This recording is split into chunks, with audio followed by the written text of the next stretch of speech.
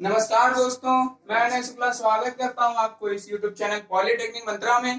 तो जैसा कि आप लोग इस चैनल पर क्या कहते हैं पॉलिटेक्निक के एंट्रेंस एग्जाम की तैयारी के लिए आए हुए हैं, तो मैं इसमें फिजिक्स का एक चैप्टर लेकर आया हुआ हूं, गुरुत्वाकर्षण, जो कि बहुत ही इंपॉर्टेंट होता है। और इसमें कुछ ट्रिक्स हैं, फार्मूले हैं, जिनसे आप जो है एंट्रेंस एग्जाम क्लियर कर सकते हैं। बहुत ही अच्छे फार्मूले होते हैं, ट्रिक्स पर आधारित कुछ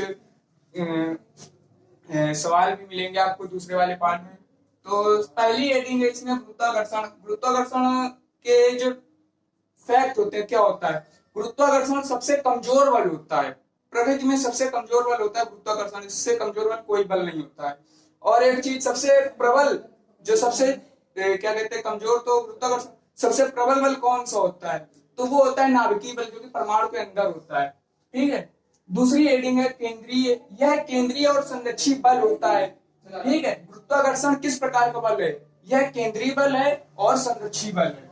तीसरा पॉइंट है, इसका मान द्रव्यमानों के गुणनफल पर निर्भर करता है। वो कैसे? आपको ये फार्मूला दिख रहा होगा, Fg बराबर G(m1m2) अपॉन में r²। ये देखिए, द्रव्यमानों के गुणनफल पर ये द्रव्यमानों के गुणनफल पर यह निर्भर कर रहा है। और ये जो G का मान है, G का मान G बराबर 6.67 into 10⁻11 newton into metre square पर किलोग्राम स्क्वायर। ये जो मान है, इसको किसने बताया था? तो इस मान को सर्वप्रथम बताया था कैवेंडिश नामक एक वैज्ञानिक थे, उन्होंने बताया था। ठीक है, ये पूछा जा सकता है। और इसका मान भी बहुत इंपॉर्टेंट रखता है कि जी जो होता है ये सार्वत्रिक गुरुत्वाकर्षण नियतांक होता है, कैपिटल जी। स्मॉल जी होता है गुरुत्वीय त्वरण, ये देखिए ये भी बताऊंगा अभी आगे। कैपिटल जी होता है सार्वत्रिक गुरुत्वाकर्षण नियतांक, इसका मान होता है 6.67 इंटू 10⁻11। और ये जो होती है, इसको याद रखिए, ये बहुत इंपॉर्टेंट होता है, पूछा भी जाता है कभी कभी कि न्यूटन इंटू मीटर स्क्वायर पर किलोग्राम स्क्वायर होता है ये। तो अब आ जाइए, ये देखिए Fe होता है वैद्युत बल। ये होता है वैद्युत बल। Fe बराबर 1/4 pi epsilon not Q1 Q2 upon में r²। ठीक है। इसका मान और इसके मान में आपको एक अनुपात बता रहे हैं। देखिए, अगर इलेक्ट्रॉन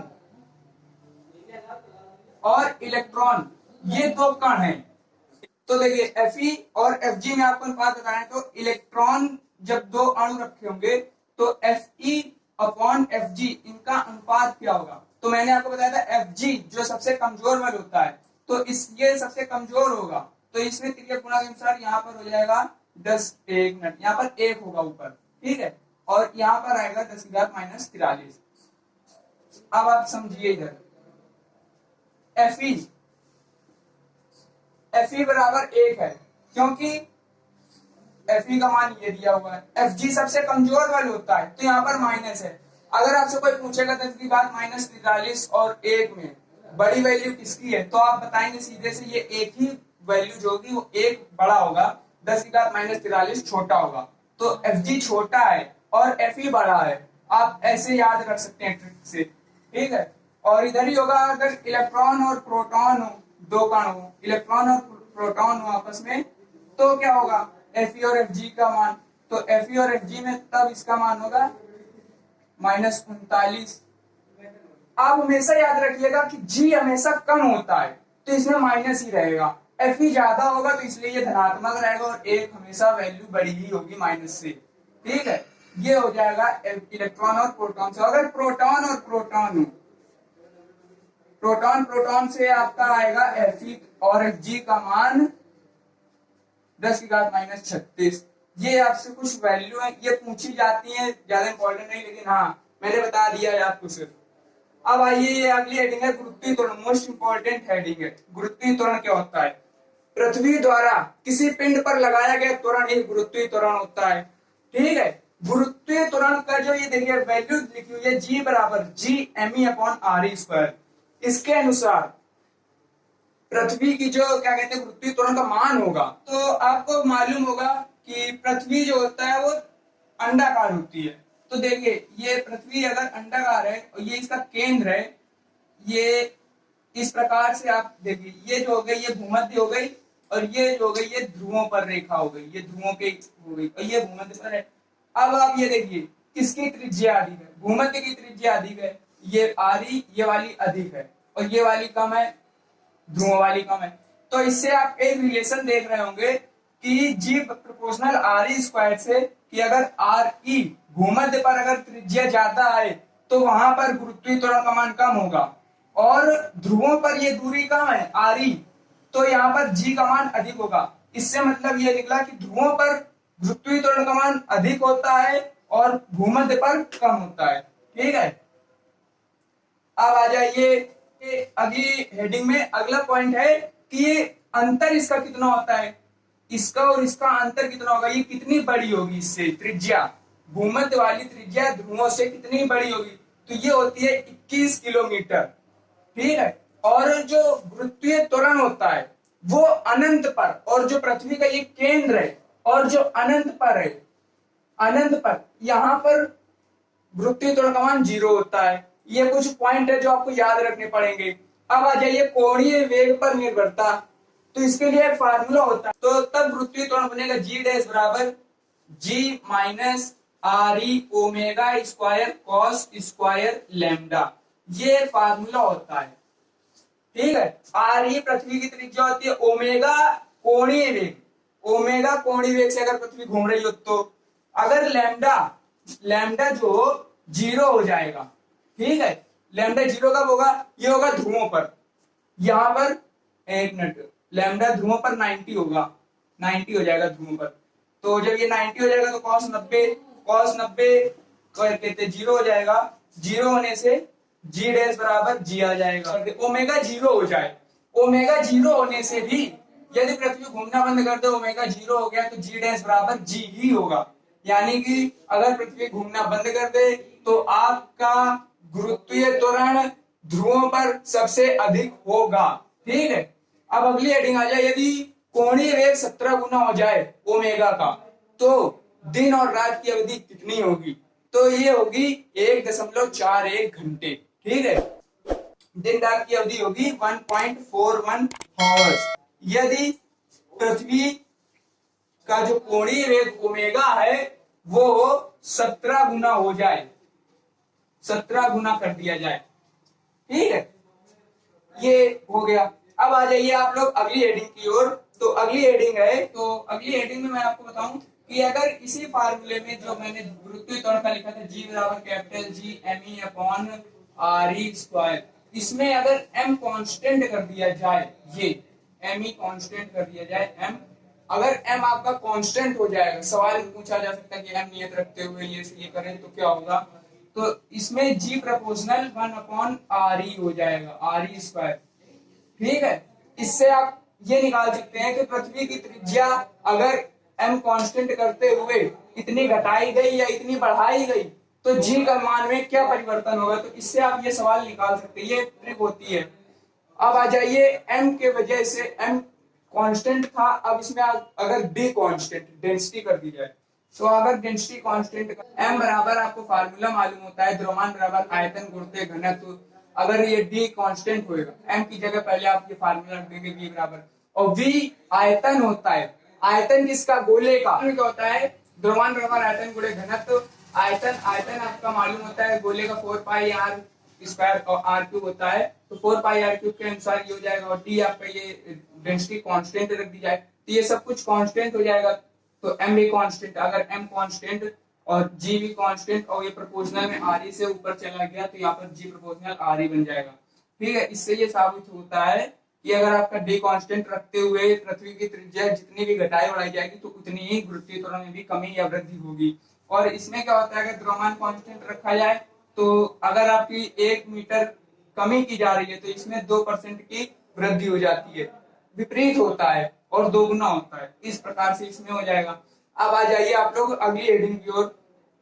अगली हेडिंग आप बताइए, अच्छा आप लोग ये बताइए कि अगर पृथ्वी पृथ्वी से हम लोग ऊपर जाए या नीचे जाए तो गुरुत्वीय त्वरण में ऊपर या नीचे जाने पर कब वृद्धि होती है, तो कितनी होगी और किसमें ज्यादा होगी, ऊपर जाने पर ज्यादा होगी या नीचे जाने पर। तो इसमें होता है अगर आप लोग गुरुत्वीय त्वरण ऊपर जाएंगे या नीचे जाएंगे, परिवर्तन तो होगा ही, लेकिन कितना परिवर्तन होगा और किसमें ज्यादा परिवर्तन होगा, तो इसके लिए आपको एक फार्मूला बताएं, x बराबर 2h। अगर आप लोग 1 किलोमीटर ऊपर जाते हैं और उसमें 1% की कमी होती है, तो आपको 1% की कमी करने के लिए 2 किलोमीटर नीचे जाना पड़ेगा। ये पेपर में पूछा जाता है, बहुत ही इंपॉर्टेंट चीज होती है कि पृथ्वी तल से ऊपर जाने पर इतनी वृद्धि होती है, तो नीचे जाने पर कितना नीचे जाए कि उतनी ही कमी हो। तो इसमें दोगुना आप कर देंगे, ये फार्मूला होता है x बराबर 2h। ठीक है, तो चलिए देखते हैं अगली हेडिंग, भूस्थिर उपग्रह। भूस्थिर उपग्रह अगर आप जानना चाहें इसके बारे में तो मैं आपको इसके बारे में पूरा डिटेल नहीं दूंगा, क्योंकि पेपर में डिटेल नहीं पूछा जाता है, केवल इसके पॉइंट्स पूछे जाते हैं, बस उन्हीं पे गौर करिएगा। तो भूस्थिर उपग्रह क्या होते हैं, ये पृथ्वी के सापेक्ष स्थिर दिखाई देते हैं। भूस्थिर उपग्रह जितने भी होंगे ये पृथ्वी के सापेक्ष स्थिर दिखाई देंगे और इनका आवर्तकाल पृथ्वी के आवर्तकाल के बराबर होता है। ठीक है, इनका आवर्तकाल पृथ्वी के आवर्तकाल के बराबर होता है। इनके द्वारा मौसम की जानकारी ली जाती है। पेपर में पूछा जाता है कि किन उपग्रहों के द्वारा मौसम की जानकारी ली जाती है, तो इन्हीं के द्वारा मौसम की जानकारी ली जाती है। और दूसरा, ये पृथ्वी तल से 36,500 किलोमीटर ऊंचाई पर स्थापित किए जाते हैं। 36,500 किलोमीटर की ऊंचाई पर स्थापित किए जाते हैं। और अगर ये हमने पृथ्वी तल से बताया, अगर केंद्र से होगी तो केंद्र से आपकी 41,000 हो जाएगी जाकर के, ये 41,000 पहुंच जाती है। ठीक है, केंद्र से आपकी ये दूरी 41,000 पहुंच जाएगी। और भूस्थिर उपग्रह में यही ज्यादातर चीजें पूछी जाती हैं। अब आ जाइए कक्षीय चाल। कक्षीय चाल क्या होती है, कक्षीय चाल का फार्मूला, कक्षीय चाल होता है कि जिस चाल से कोई भी पिंड पृथ्वी के चारों चक्कर लगाता है उसे उसकी कक्षीय चाल कहते हैं। ठीक है, और ये जो होते हैं इसमें कक्षीय चाल क्या होता है, कक्षीय चाल में आप जो पिंड होता है वो पृथ्वी के चारों जिस चाल से चक्कर लगाता है उसे उसकी कक्षीय चाल कहते हैं। इसका फार्मूला होता है VO बराबर G√GRE, ये इसका फार्मूला होता है। जी आप इसमें 10 ले लेंगे, RE की मान इसमें लगा देंगे, तो इसमें VE का मान आ जाएगा आपका, क्या कहते हैं 84.6 इसका आवर्तकाल होता है।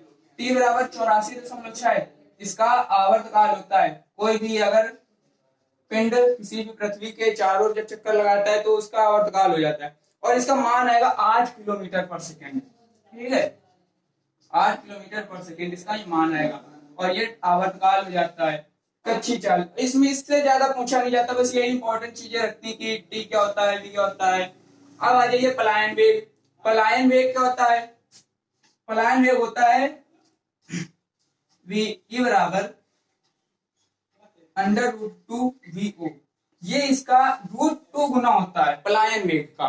ठीक है, तो ये होता है पलायन वेग। और इसमें एक चीज पूछी जाती है कि पृथ्वी का पलायन वेग कितना होता है, तो इसमें पृथ्वी का पलायन वेग होता है आपका 11.2, ठीक है, किलोमीटर पर सेकेंड होता है।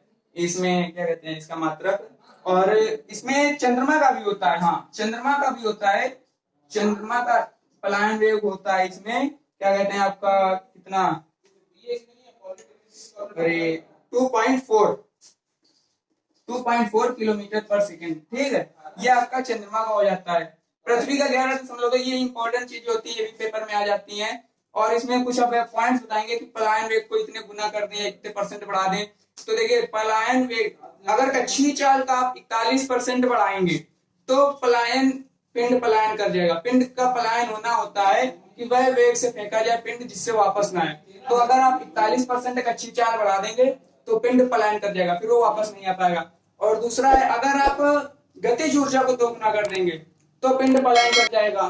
ठीक है, और यही आपके कुछ पॉइंट्स थे जिनको डिस्कस करने थे। अगर आपको ये वीडियो पसंद आया हो तो इसे लाइक करेंगे, चैनल को सब्सक्राइब करेंगे। जय हिंद। Keep it real.